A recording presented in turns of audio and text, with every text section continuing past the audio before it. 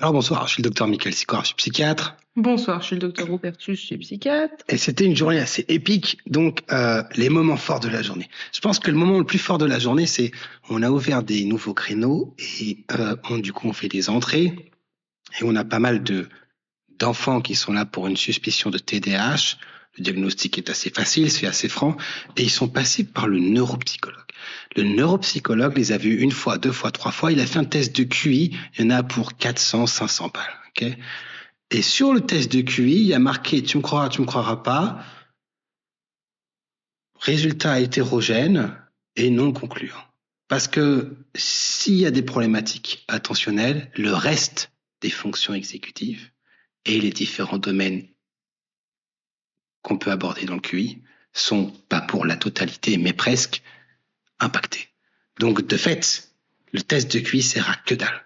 Donc, quand tu fais payer 500 balles les familles pour un test qui sert à rien, je pense qu'il y a un problème majeur. Alors, je ne sais pas ce qui s'est passé, je ne sais pas ce qu'a fait l'HS avec leur ROCO, je sais pas quoi. Je crois que dans l'esprit des gens, c'est la psychanalyse, c'est mal, il vaut mieux aller chez les neuropsychos. Mais là, moi, je vois vraiment des gamins, la famille s'est ruinée pour faire des trucs, donc moi, honnêtement, je me contrefiche. C'est-à-dire que qu'il y ait le test de QI ou pas, ça ne me sert à rien. Alors, des fois, ils se payent des kiffs, ils font des tests d'alexithymie, machin. On n'est pas à court d'échelle qu'on peut faire passer.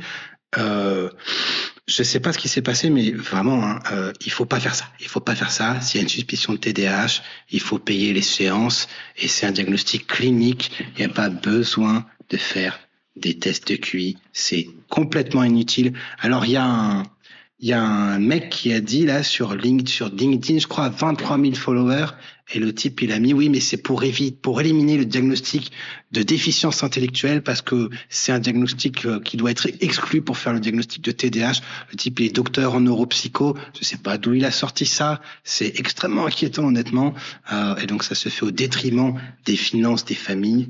Il faut que quelqu'un fasse quelque chose. Il y a de moins en moins d'internes en psychiatrie. Il y a 13% des postes pourvus en 2024, je crois. C'est la dèche. Et là, en 2025, il y a 15% des postes non pourvus. Non pourvus. Donc, ça fait que 85% des postes non pourvus. Donc, plus ça va, plus les psychiatres partent à la retraite. Et moins il y a de nouveaux qui arrivent. On va avoir un espèce de petit problème. La bonne nouvelle, c'est qu'on est déjà dans le problème, contrairement à ce que certains voulaient nous faire penser. Et au fait, bonne journée mondiale de la santé mentale. On n'est pas à court de mobilisation sur la com. Alors, pour la journée mondiale de la santé mentale, c'est blindé de monde. Pour le reste, il y a que dalle, mais quand il s'agit de se frimousser à la radio, etc., c'est blindé de personnes. C'est toujours un plaisir. Donc, moi, aujourd'hui, j'ai vu mes 40 patients, et c'était la dèche, comme hier, et comme demain. Voilà. Et donc, du coup, je crois que la théorie, c'est que la nouvelle politique là, du numerus apertus, donc c'est-à-dire d'élargir le nombre d'étudiants en médecine est censé se voir à partir de 2026 ou 2027, et qu'il faut bien avoir en tête que pour la psychiatrie, a priori, ça changera c'est mort. Rien. Ouais, c'est problématique. Parce que même s'il y a un peu plus de médecins, et je crois que c'est pas faramineux en plus, en psychiatrie, il est probable qu'il n'y ait pas grand-chose de plus. Ouais. On est loin. Donc il y a des chiffres comme ça intéressants. Là, il y avait 8000 internes qui étaient accueillis en 2023 ou 2024, je crois. Au Royaume-Uni, il y a 4000 médecins qui se sont cassés en 2024. Donc le Royaume-Uni est un bon exemple de ce qui se passe si tu fais trop chier les médecins, ils se cassent. Okay. Je pense que ça passe complètement au-dessus de la tête de nos dirigeants, mais on verra ce qui va se passer. À mon avis, on saura bien assez tôt. Voilà, alors j'ai vu un patient aussi, la mère est bipolaire, le grand-père est bipolaire, il y a du suicide, il y a des machins. Lui, il dit qu'il y a des périodes de sa vie où il est à l'arrêt complètement et d'autres moments où il ne s'arrête pas. C'est un diagnostic qui prend 47 secondes. Ça prend 47 secondes. On a mis du lithium et on a fait le boulot correctement en 7 minutes. Donc, il avait des questions et c'est très bien, mais il y a plein de gens que la psychiatrie peut aider avec des consultes de 10 minutes montre en main. Okay, montre en main. Donc, il n'y a pas besoin d'aller faire je sais pas quoi en 2 heures. Mais bon, ça, c'est encore un autre sujet. Il y a les questions, une fois que tu fais le bilan neuropsycho, à la fin, il y a des conseils. les neuropsychos, certains que j'ai lus en tout cas, justifient le bilan, le test, l'évaluation du QI pour personnaliser la prise en charge et voir machin. Mais c'est des copier-coller. J'ai des copier-coller, les gamins viennent de régions différentes et c'est toujours les mêmes conseils. Donc écoutez, bien faire répéter les consignes, donner du temps. Aujourd'hui, c'était ne pas donner un crayon 4 couleurs, mais un bic avec une seule couleur. Et des fois, c'est chelou. Des fois, c'est chelou. Et pour 500 balles, 500 balles. Je fais quand même pas mal de choses avec 500 balles, honnêtement. Donc c'est vrai que voilà, vraiment, je comprends pas trop. On a vu une jeune fille de 13 ans qui est suivie en pédopsychiatrie depuis des années. Elle a eu de l'aldol, elle a eu du tertian, elle a eu de l'aripiprazole, elle a eu du risperdal, elle a eu plein de trucs, mais elle n'a pas eu de clozapine. Elle n'a pas eu de clozapine. Donc elle débarque dans ton bureau et elle est hallucinée. Et des fois, elle n'arrive pas à filer le train. Mais il n'y a pas de clozapine qui est prescrite. Je ne sais pas pourquoi. Honnêtement, je ne comprends pas ce qu'il y a de difficile. Une fois que tu as testé, je ne sais pas combien de neuroleptiques, tu testes de la clozapine. C'est pas compliqué. Je veux dire, au bout de 2, tu mets de la clozapine. C'est honnêtement vraiment simple. Les effets secondaires de la clozapine et du tertian se ressemblent. Hein. Il n'y a pas 36 000. Donc, je ne comprends pas pourquoi. Je ne comprends pas pourquoi c'est pas fait. On arrive encore 5 ans après la bataille, là, je comprends pas pourquoi.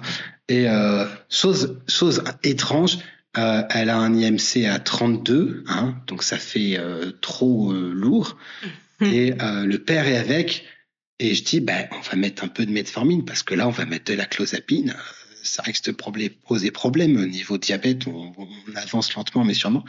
Et le père dit, ça tombe bien, parce que moi, je me suis toujours posé la question, moi j'ai du diabète, mon père a du diabète, ma mère a du diabète, mon frère a du diabète, et du coup je dis, putain, vous n'êtes pas venu pour rien, parce que à ce rythme-là, votre fille elle aura du diabète, quoi, si personne ne fait rien.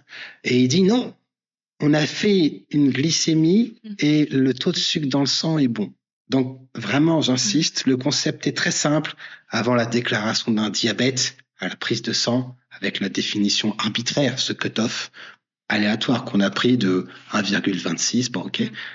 Il y a des années de résistance à l'insuline, et quand tu vois le diabète, c'est que c'est trop tard. Tu vois. Donc, il faut pas hésiter à intervenir avant. Et quand tu es sous neuroleptique et que tu as un IMC à 32 et que tu as 13 ans, tu es en train de te déglinguer le pancréas, l'insuline devient de moins en moins efficace et le diabète est en route plus ou moins lentement, honnêtement. Donc il y a des hôpitaux entiers où ils mettent la cloza avec la metformine dès le début.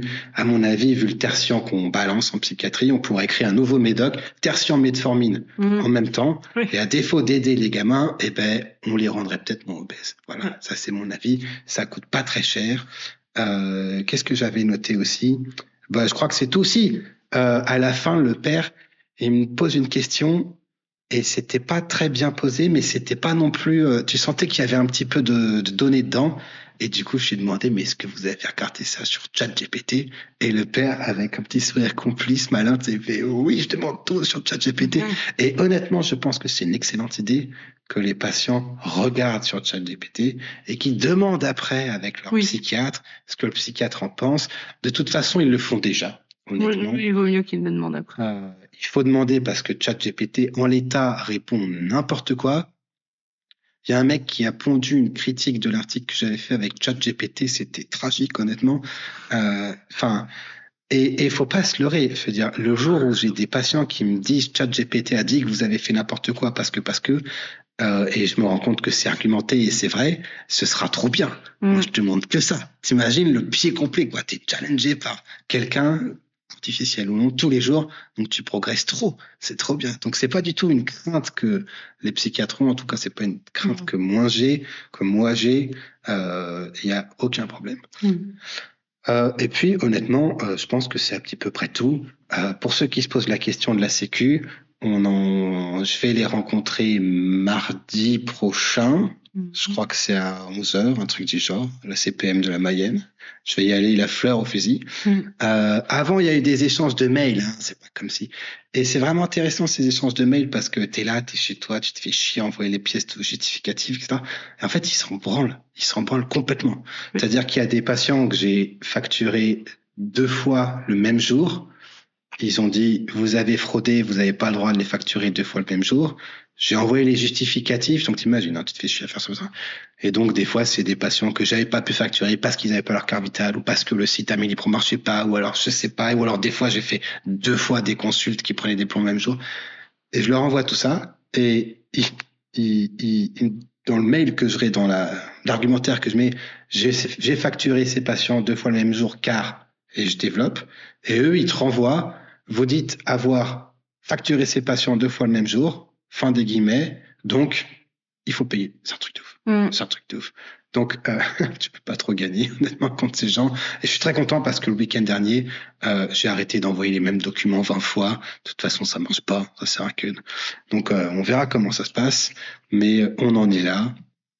Et puis, c'est tout. Est-ce que tu as des choses à rajouter? Non, j'ai rien à rajouter. Tu as l'air de t'endormir. Non, j'écoute. Je bois tes paroles. Ah, putain, merci.